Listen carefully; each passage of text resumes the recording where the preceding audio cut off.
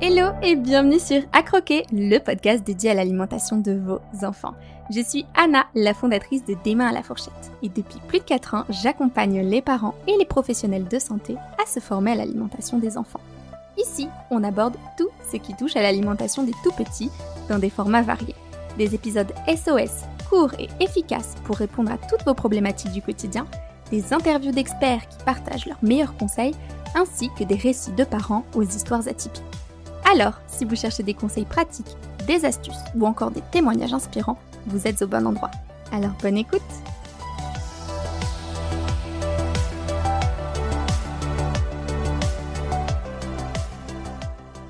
Hello les parents, bienvenue dans ce nouvel épisode de podcast. Aujourd'hui, on va parler de comment passer de la diversification classique à la DME. On pourrait aussi dire comment passer de la purée au morceau. C'est une question qui taraude beaucoup de parents parce que beaucoup commencent avec la diversification classique en offrant des purées et des compotes à leurs enfants et ensuite veulent passer à la DME et se demandent comment introduire les premiers morceaux de façon sécuritaire alors que son enfant a déjà mangé de la purée. Dans cet épisode de podcast, je vais tout vous dire pour que cette transition se passe bien et que votre enfant ait le plus de chances possible d'accepter les morceaux et de pouvoir manger en toute sécurité. Déjà, je voudrais commencer cet épisode avec un mythe qui circule beaucoup sur les réseaux sociaux. Le mythe, c'est que si son enfant a fait la diversification classique, donc s'il a mangé de la purée et de la compote, il ne pourra alors pas faire la DME. Ça, c'est vraiment une fausse croyance qui a bon dos et qu'on voit encore régulièrement sur les réseaux sociaux. Et c'est totalement faux. Ce n'est pas parce que votre enfant a mangé de la purée qu'il devra manger de la purée toute sa vie et que jamais il ne pourra manger de morceaux, que jamais il ne pourra faire la DME. Sinon, les enfants de 1990, de cette génération 90 dont je suis issue et peut-être vous aussi, eh bien on mangerait encore que de la purée à notre âge parce que souvent on nous appelle la génération blédina. Nos parents nous ont souvent diversifié avec des purées, des compotes, des yaourts, etc., etc. Et du coup, si on ne pouvait vraiment pas manger de morceaux à la suite de la diversification classique, eh bien on serait encore tous en train de manger des soupes, de la compote et de la purée. Alors que je pense que 99% d'entre vous, eh bien vous mangez des morceaux normalement et qu'il n'y a aucun souci. En plus de ça, pourquoi on dit ça ? Pourquoi on dit que si on donne de la purée à son enfant, il ne pourra pas faire la DME ? L'idée qu'il y a derrière, ce serait que bébé perdrait son gag réflexe. Or, c'est totalement faux et on peut même prouver le contraire. Les seules personnes qui perdent leur gag réflexe, donc le gag réflexe, c'est le réflexe vomitif, c'est lorsque vous enfoncez un doigt dans la bouche, eh bien vous avez ce réflexe de vomir. Les seules personnes qui perdent leur gag réflexe, en fait, ce sont les personnes âgées, les vieilles personnes. Le gag réflexe, pour vous expliquer, lorsqu'un enfant naît, il se situe environ sur ses lèvres. Puis il va descendre petit à petit. C'est avec le temps que le gag réflexe descend. C'est aussi avec le jeu, tout ce qui va être désensibilisation, hocher de dentition, etc. C'est grâce à ça aussi, à force que bébé mette ses mains, ses jeux en bouche, qu'il va exercer son gag réflexe et que celui-ci va descendre petit à petit. Si bien que vers ses 6 mois, lorsque l'enfant est en âge de commencer la DME s'il coche tous les prérequis, eh bien le gag réflexe se situe aux environs des 2/3 de sa langue. Donc encore dans sa bouche et encore assez haut. Et c'est que les personnes âgées, les papis et les mamies qui vont perdre leur gag réflexe au fil de leur vie, tout simplement parce que le gag réflexe, il descend avec l'âge. C'est pour ça que certains papis et mamies mangent mouliné, mangent des purées et boivent de l'eau pétillante parce que sinon ils pourraient s'étouffer et ce serait dangereux pour eux. Voilà les seules personnes qui perdent leur gag réflexe. Donc ce n'est pas parce qu'un enfant commence avec des purées qu'il va devoir manger des purées toute sa vie, qu'il ne pourra jamais faire la DME ou encore qu'il va perdre son gag réflexe. Tout ça c'est faux et je veux que vous le compreniez, que ça arrête de vous faire peur parce que vous dites s'il perd son gag réflexe, forcément il va s'étouffer alors que pas du tout. Et oui, parce que le gag réflexe, en fait, c'est le protecteur des voies respiratoires de votre enfant.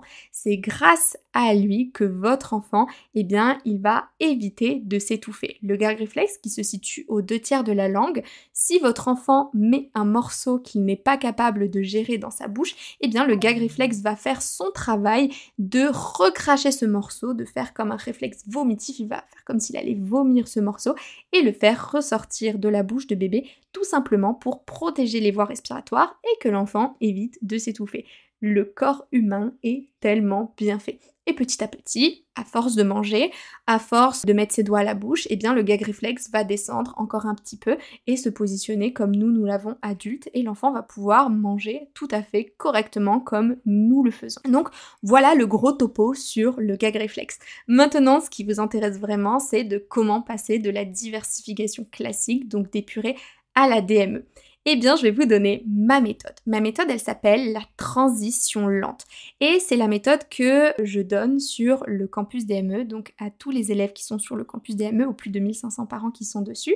Et ça a aidé déjà plus de 1500 bébés à passer de la purée à la DME hyper simplement et du coup sans frustrer les enfants. Parce que les enjeux majeurs de passer de la purée à la DME, c'est un bébé qui va être frustré parce qu'il va devoir apprendre plein de nouvelles choses à mettre en main, à porter à sa bouche, à être délicat pour ne pas casser les morceaux, à être plus lent, à manger plus lentement parce que là c'est pas juste une cuillère qui va atterrir dans sa bouche et comme un cercle ça va aller très très vite. Là non, il va falloir qu'il se serve lui-même de ses mains, qu'il porte à sa bouche, qu'il mâche, qu'il déglutisse, etc. etc.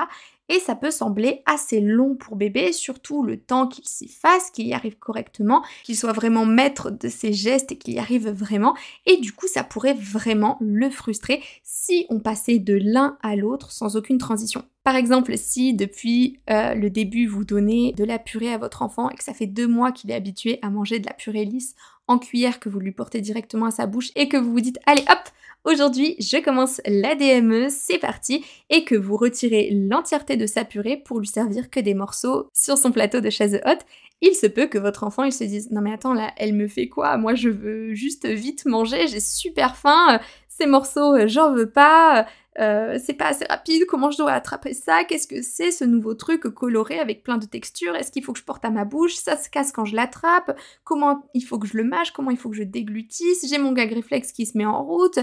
C'est quoi tout ça? Votre bébé, il peut être très perturbé par ça, et surtout lorsque vous mettez votre enfant à table, il a l'habitude à ce que ça aille vite lorsque vous lui avez donné des petits pots juste avant, surtout si vous avez donné du petit pot à la cuillère sans faire les cuillères pré-remplies. Votre enfant, du coup, il a cette habitude que ça aille vite, et si ça ne va pas assez vite, il pourrait être frustré et du coup avoir un petit blocage avec cette assiette DME devant lui, pleurer, crier, envoyer valser l'assiette, faire du frisbee, tout jeter par terre. Donc pour éviter ça, on va faire la transition lente. Qu'est-ce que c'est la transition lente? C'est qu'on va passer petit à petit sur 1, 2 semaines, voire 3 semaines suivant le rythme de bébé, de la purée à la DME. Ça ne se fait pas d'un coup. Donc petit à petit, on va servir de moins en moins de purée et de plus en plus de morceaux. Alors comment on fait ça? Mettons qu'aujourd'hui, vous vouliez commencer la DME. Déjà, il faudrait s'assurer que votre enfant, il coche tous les prérequis pour pouvoir débuter la DME. Pour ça, je vous renvoie à l'épisode 2 sur comment savoir si mon bébé est prêt à débuter la DME. Je vous le mettrai dans les notes de ce podcast. Ensuite, eh bien, une fois que votre enfant est prêt à débuter la DME, qu'il coche tous les prérequis, si vous avez donné de la purée jusqu'à là, ce que vous allez faire, c'est que vous allez vous dire « Ok, aujourd'hui, on va commencer la DME. » Donc, le début du repas, les premières bouchées, on va les donner en purée. Parce que bébé, il a l'habitude, parce que quand vous le mettez à table, il a faim, parce qu'il a besoin d'être rassasié et qu'il a besoin que ça aille vite. Il a besoin d'être plus calme pour pouvoir commencer les morceaux correctement, les porter à sa bouche, comprendre comment ça fonctionne, s'entraîner et être plus serein pour ça. Donc ce que vous allez faire, c'est que peut-être les 10-12 premières bouchées, si votre enfant il a l'habitude de manger une trentaine de bouchées, eh bien vous allez les donner au format purée, comme vous le faites d'habitude. Et à côté de ça, sur son plateau, vous allez laisser des morceaux DME, donc de la longueur de votre index, de la grosseur du poing de bébé, et surtout extra fondant qui s'écrase entre votre langue et votre palais sans forcer, ou entre vos lèvres sans forcer, sur le plateau de bébé. Et pendant que vous allez donner la purée, il peut toucher ces morceaux, il peut les écraser, il peut les appréhender un petit peu, il peut même les porter à sa bouche et les manger. Donc vous allez commencer le début du repas avec la purée et finir le repas avec les morceaux. Ça peut être des morceaux qui sont exactement les mêmes que ce qu'il y a dans la purée. Par exemple, si vous avez fait une purée de carottes, ça peut être des morceaux de carottes extra fondants. Ou alors, ça peut être le dessert. Si vous avez donné de la purée de carottes, par exemple, le dessert, ça pourrait être de la pomme cuite extra fondante, servie du coup sur le plateau de votre bébé. Et ainsi, votre bébé, il pourrait manger à son rythme, découvrir les morceaux sans être frustré, sans avoir trop faim. Et petit à petit, au fil des jours, vous allez donner de moins en moins de purée. Donc là, peut-être que vous étiez à 80% de purée et 20% de morceaux. Et puis le deuxième jour, 70% de purée et 30% de morceaux. Le troisième jour, 60% de purée et 40% de morceaux, etc., etc., jusqu'à avoir 100% de morceaux. Enfin, du moins 100% sur des morceaux sécuritaires.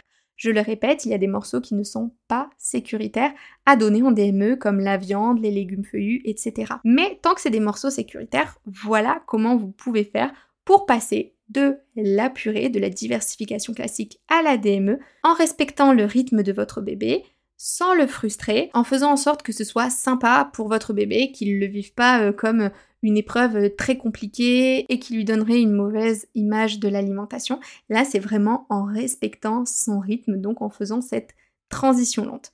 Donc, qu'est-ce qu'il faut retenir de cet épisode de podcast? Déjà que c'est un mythe de dire qu'il faut que votre bébé commence directement avec la DME et que si il a commencé avec la purée, il ne pourra jamais faire la DME. Ça, c'est un mythe. La deuxième chose à retenir, c'est que votre bébé, il doit cocher tous les prérequis avant d'imaginer de faire cette transition lente, avant de passer au morceau. Si votre bébé, il ne coche pas tous les prérequis, il faudra rester en diversification classique jusqu'à ce que votre bébé coche tous les prérequis. Et la troisième chose à retenir de cet épisode de podcast, c'est de faire une transition lente, donc de donner de moins en moins de purée et de plus en plus de morceaux, et de faire ça sur 1, 2, voire plus de semaines, suivant votre bébé en fait. Il est unique et chaque bébé le fera à son rythme. On ne presse rien, ce n'est pas une compétition, ce n'est pas une course. Chaque bébé mange à son rythme et si vous avez un doute quant à la mise en place des morceaux, que vous avez l'impression que c'est trop lent, qu'il y a quelque chose qui cloche, que votre instinct parental vous dit qu'il y a quelque chose qui ne fonctionne pas bien, eh bien parlez-en à votre médecin parce que souvent on ne se trompe pas en tant que parent. Donc voilà pour cet épisode de comment passer de la diversification classique à la DME. J'espère que maintenant vous avez toutes les clés en main pour le faire, que vous allez pouvoir régaler votre bébé avec des bons morceaux DME et que tout se passera bien pour vous. Je vous souhaite une très belle journée, j'espère que cet épisode vous a plu. Si c'est le cas, n'hésitez pas à le noter avec 5 étoiles sur la plateforme d'écoute de votre choix. À bientôt!